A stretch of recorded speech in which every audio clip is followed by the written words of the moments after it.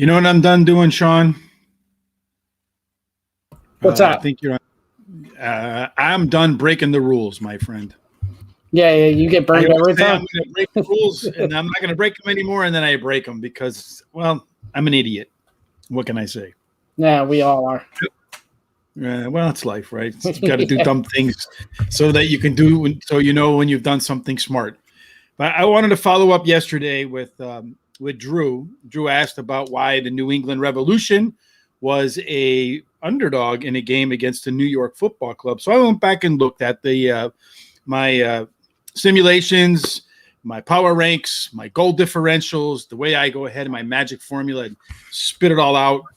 And based upon my model, the New York Football Club should be, a fair odds would be plus 100, and the New England Revolution plus 260. That would be the fair odds, and that accounts for the tie as well. But, the way Vegas works, they're going to make you pay up for the favorite. So maybe minus 110, minus 115 for the New York Football Club would make sense, and maybe about plus 280 for the New England Revolution. So you're getting a lot more value on the New England Revolution than you probably should, and you're paying way too much for the New York Football Club than you probably should. So I think that's a bet you should probably end up staying away from altogether, because that's how the numbers work out, Sean. How did our numbers work out yesterday? I know I was 1-2 with my dumb pick with the Padres breaking my rules. Yeah. I went 2-1, and we've talked about this. I went 2-1, and what did I say? The one I lost was my most confident bet. It's amazing when some people, they go by that motto, you pick one really good game and that's what you go by. If I would have done that yesterday, I would have lost. But when you spread it out and pick, sometimes the games you're not most confident on are the ones you're more right about.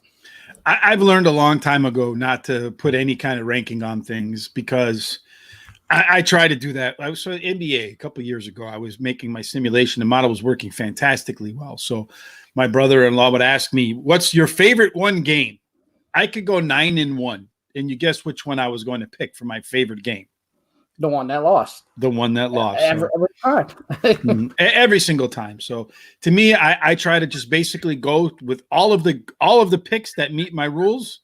And if they all meet if they meet all my rules, if I have 1 pick, 2 picks, 0 picks, 100 picks, I'm going to go with all of them, because I know that over time I'm going to get the my win rate. So I think in baseball so far it's about 55% this year. Maybe not that much here yet, but we got still more season to go. And what's crazy about it too is none of our games were really even that close. We kind of knew from the beginning who was winning and who was losing.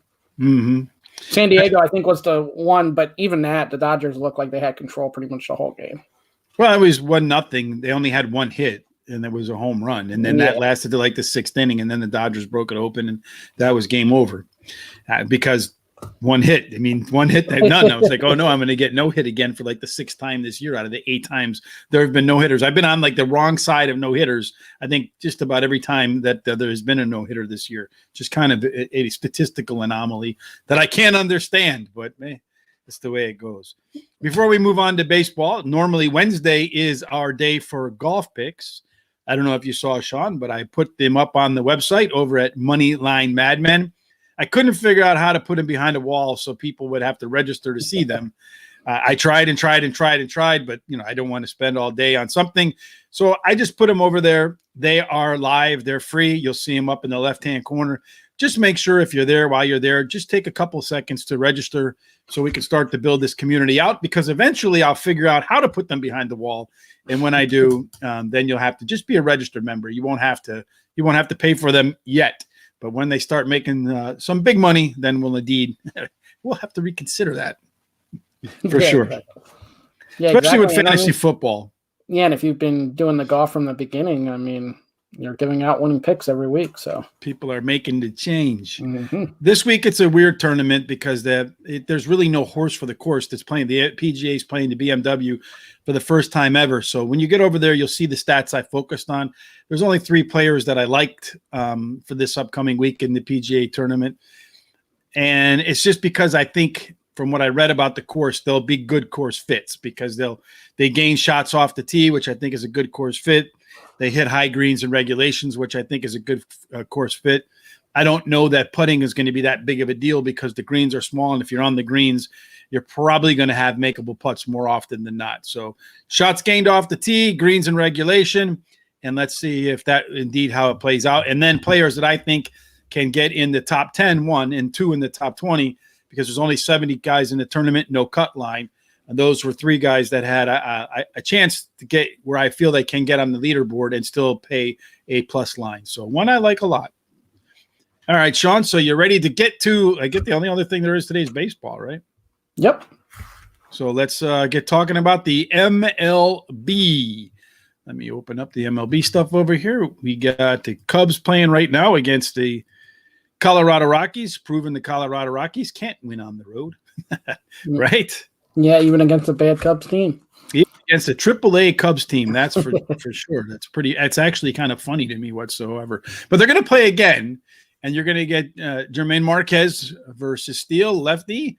This game, Colorado is going to be the big favorite. Do you think that you think maybe you should take the Cubs in a plus line, or should we stick with the axiom that if you bet on one side in the first game, you got to take the loser on the second side of the game?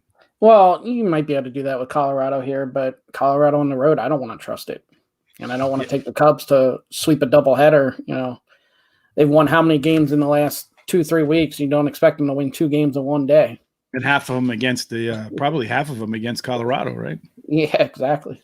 There's no doubt about that. Let's take a look then at, let's just see what the public is doing in that second game. It looks like they're all over the Rockies. 92% of the money is just jamming down hard on the Colorado Rockies. The betting public agrees with you, Sean. No way on the God's earth that the Chicago Cubs can win 2 games in a row. Arizona at Pittsburgh. Again, you're getting the you can get all kinds of lines here. You can get Pittsburgh as the favorite. You can get Pittsburgh with Arizona with a plus line and Arizona as the favorite. So depending upon what you get, but you can't get Pittsburgh with a plus line. I don't know. Do you want to even try that game or what? Yeah, well, call me a fool, and I might be a fool. I have. Yeah, but I'm going to go Arizona again because we're going to go with the same logic here. Pittsburgh's horrible against left-handed pitching. They just won yesterday. Are they really going to win 2 games in a row against left-handed pitching? And it's Tyler Gilbert. He's only had a couple starts, but he's looked pretty good, better than Bryce Wilson. So I'm going to take Arizona in the plus value here. So you're going with the gambler's fallacy then, that they can't lose them all. They can't beat all the lefties all of the time. Yeah, they were like, 9-27, 9-28, something like that, and they won yesterday. They're not going to win 2 in a row, back-to-back days here. They're not going to win 2 in a row, although the run line differential says that they have a very good chance to win it. And they're just a fraction away, the Pirates were for a bet for me, but I'm not going to take this game because I have 2 that I actually like. So I stay away from the 1-800-HELP game tonight. Yeah, so I need help. So what was the plus value? So on which team? You're Arizona.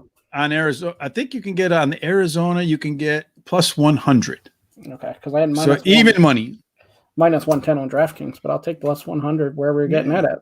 Man, that's a bet online. Yesterday I got the plus 101 with San Francisco, and it was down negative everywhere else. That was an easy one too. Yeah, that was an ass whooping. Los Angeles Angels in Baltimore. I guess you can go there again. You got Ohtani pitching today. It was a much better pitcher than who they threw to the mound yesterday. And looks like Baltimore has just flat out waved the white flag and said, we're looking forward to next year. I mean, maybe even they waved the white flag for that too. So I see 2 winners on the day that just money line straight up parlay. The Angels are one of them. You get plus 118 value. I'm going to add the Angels to that. They're going to roll here, and then we'll get to the other team later. Yeah, I can't play either side of that game. I mean, LA is going to win this game big. Negative run line, though. It was like -1 something, like -125. I'm not on that sort of negative run line, so I am going to pass on that game. And I don't have a parlay because I do have two games that I like, so I'll just stick with what I got.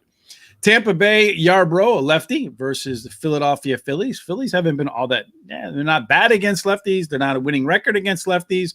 Though Zach Wheeler is dealing. So it should be Zach Dealer. I don't know. They probably call him that anyway in Philadelphia. I feel like I made something up original. It's probably as old as like rocks.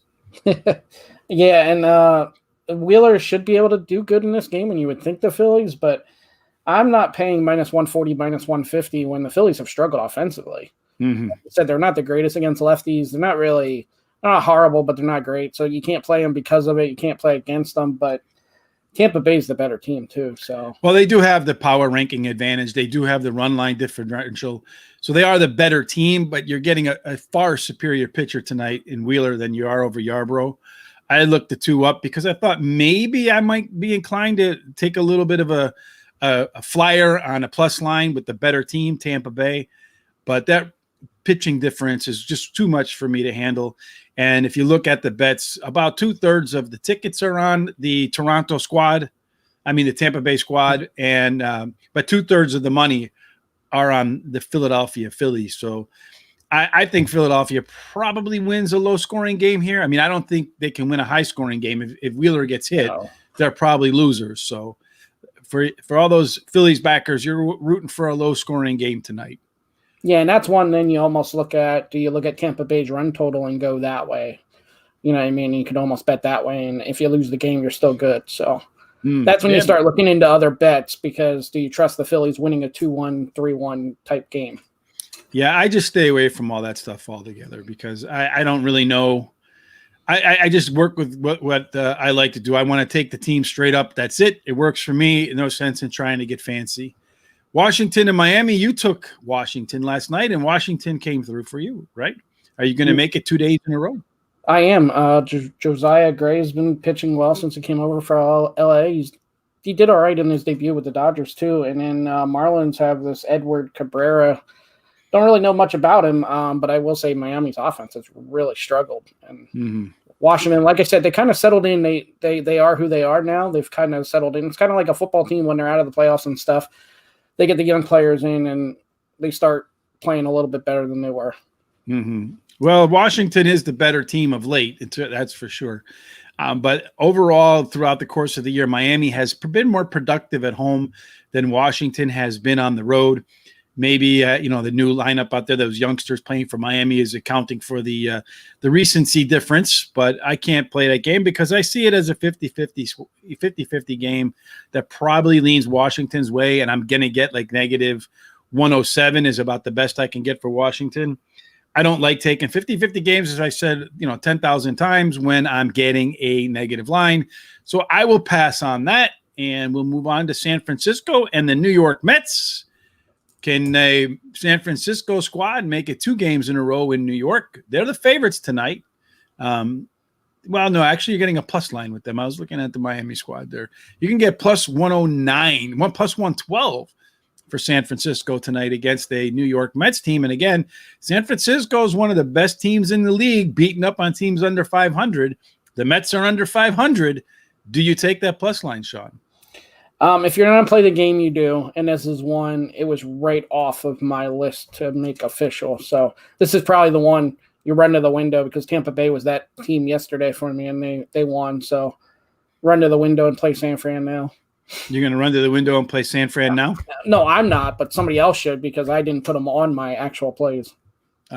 Well, looking at the game in that spot right there, you have the San Francisco taking in 80%. 8 out of 10 tickets, but only collecting a little more than 50 cents. So there's a little bit of action, some smart money, so to speak, on the New York Mets. The way this game is lining up, it's, again, to me, I think one of those sucker bets. They want you to take San Francisco. They're giving you a plus line for the better team. And when they're giving you the plus line for the better team, I feel like it's a warning shot to me. I'll stay away because it doesn't fit into my metrics. It does line up as a sucker's bet for me. So run to the window. Hopefully you win, but hopefully you're not a sucker when it's over. I'm also not in love with the pitching matchup. Juan Cueto versus Tejon Walker. I'm not in love with that being too much either side. Yeah, so that's why I stayed away. Minnesota versus the Boston Red Sox. Ober versus Pivetta. Any play here? No play at all. You can get Boston minus 160. I see. You probably can find lower, but Pavetta's been getting hit around. Minus 152. And the Twins offense put up some runs yesterday and put a scare to them. So Well, I'm going to go ahead. I'm going to take the even though Pavetta's been getting hit around, he's a much better pitcher than Ober. And if he's been getting hitting around, that means that he's likely to revert back to the mean. So we should get a good, very solid performance out of him. Maybe Minnesota's hitting the ball a little bit, but the Boston Red Sox are the second best team in terms of runs scored at home, whereas the Minnesota team's middle of the pack in away scoring. So I'm getting the much better pitcher. When you look at Ober, he's given up 3+ runs in 4 of his last 7 starts. I'm not. I feel like Pavetta is going to put a good game out there tonight. I can get Boston, the much better team, at minus 153. So I'm locking in the Red Sox for $30, Sean, at minus 153. Okay, and you should be safe there. It's just Pavetta is starting sometimes, and Minnesota did hit the ball really well yesterday and put a scare into them. So I could see that going the other way.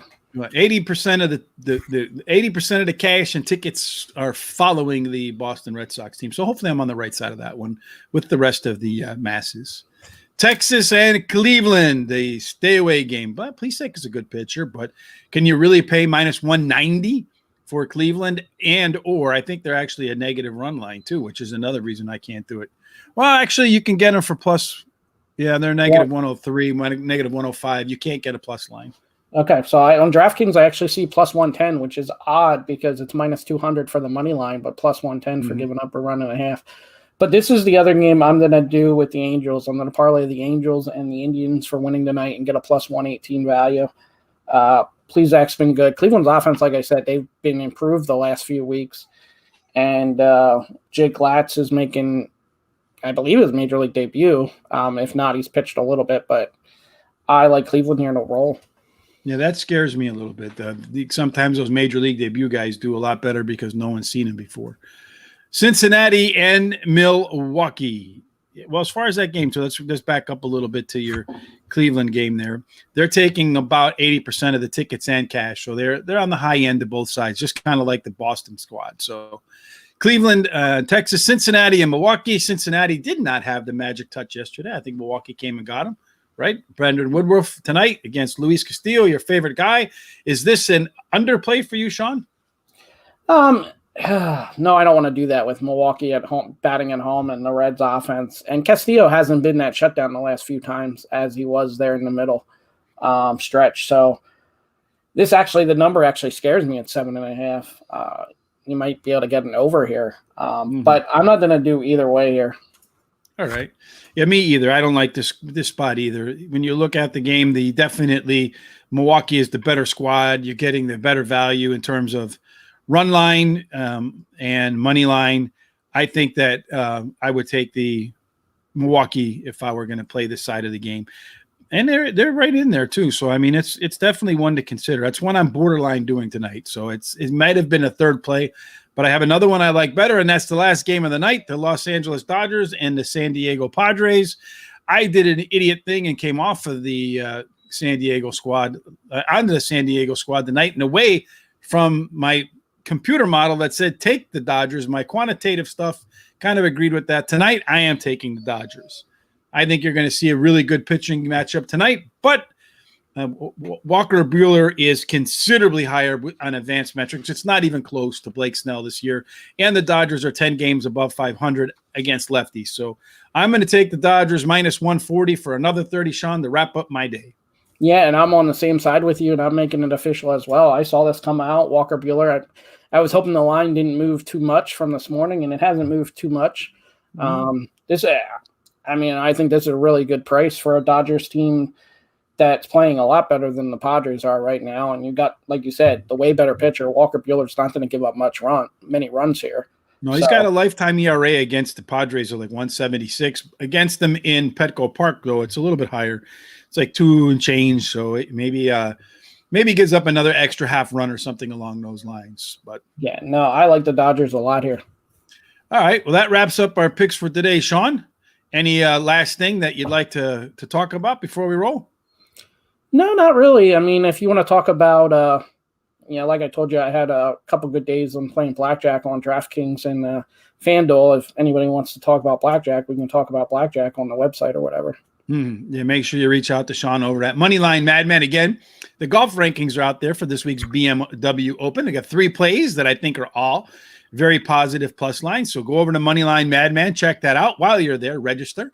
So we'll be putting up some more stuff. And eventually, when I figure it out, we'll be putting it behind the wall for only registered users. And then while you're here too, head down there to the subscribe button, hit it, hit the bell so that when we go live, you can get our winning picks, at least when we win. Hopefully you don't tune in when we're losing. And then follow us again on Twitter or Facebook at Moneyline Madmen. We make it real simple, Sean. All right, we'll be back in 23 hours and 30 minutes to talk a little bit about more baseball. No football tomorrow, right? I think there's a preseason game tomorrow again. Yes, sir. I thought they were all on Friday. There might be one tomorrow. I'm not sure. Oh, no, you're right. They're all on Friday. They're all on Friday. So Friday will be loaded. And then Saturday, of course, there's some college football. So we'll have a new thing to talk about. So and 23. I do like one of those games really a lot too. So in college football? Yes. All right. Well, we'll see which one it is on Saturday. Until we meet again in 23 hours and 30 minutes, as always, folks, we hope that all of your tickets are winners.